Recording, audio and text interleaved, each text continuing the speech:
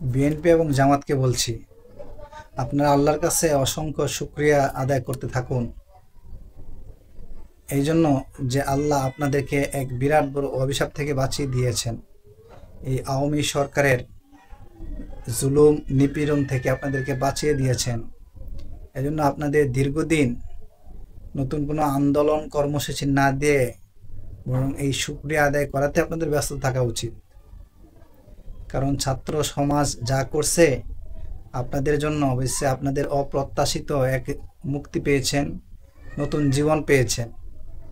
নাহলে আওয়ামী লীগ যেভাবে আপনাদেরকে ধরেছিল, আপনাদের 16 বছরে তো বাঁচতে পারেননি, আর আগামী 32 বছরে বাঁচতে পারতেন কিনা সন্দেহ আছে।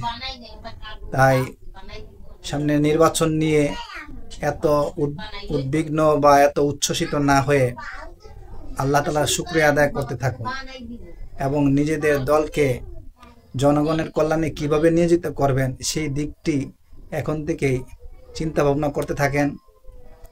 এবং কারা দেশের উন্নয়নে কিভাবে আসবেন, কি দেশের জনগণের জন্য কি উন্নয়ন দেখাবেন বা কি উন্নয়ন করবেন, সেইটার নির্দিষ্ট একটা দিক নির্দেশনা ঠিক করুন।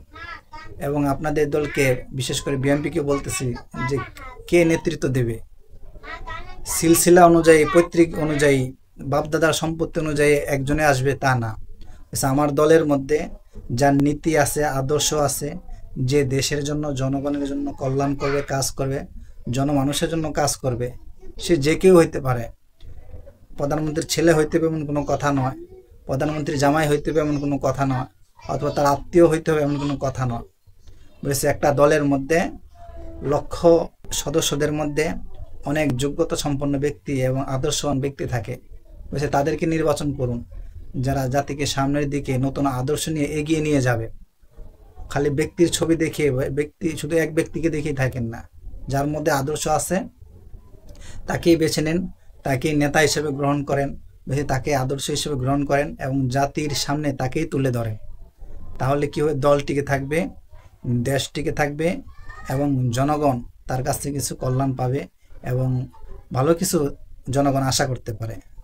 আর যদি একজনের চিন্তা ভাবনা নিয়ে বসে থাকেন যে সে করবে, সে কেমন বা কেমন কি, মানুষের প্রতি তার কি কার্যক্রম আছে এবং মানুষ তার প্রতি কি ধারণা করে, বেশি তার কাছ থেকে মানুষ কতটুকু পাবে, সে আসলে ওইটার উপযুক্ত কিনা, এই জিনিসটা আপনারা দলের থেকে নিজেরা বিবেচনা করবেন।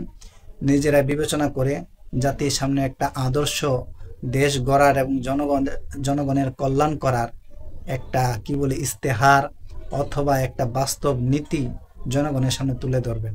তাহলে আপনাদের এবং দেশের সবার জন্য উপকার হবে। আমরা কোনো নির্দিষ্ট দলকে চাই না বা কোনো নির্দিষ্ট ব্যক্তিকে চাই না। আমরা চাই আমার সোনার বাংলা, আমার এ দেশ, সে যেই আসুক সে যেন জনগণের কল্যাণ করে এবং দেশের কল্যাণ করে, মানবতার কল্যাণ করে। এইটাই আমাদের চাওয়া, আর কোনো কিছু চাওয়া নাই।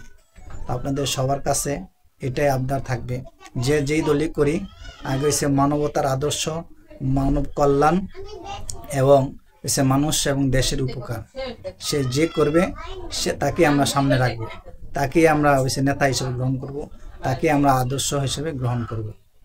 আপনারা সবাই ভালো থাকবেন, সুস্থ থাকবেন। আল্লাহ হাফেজ।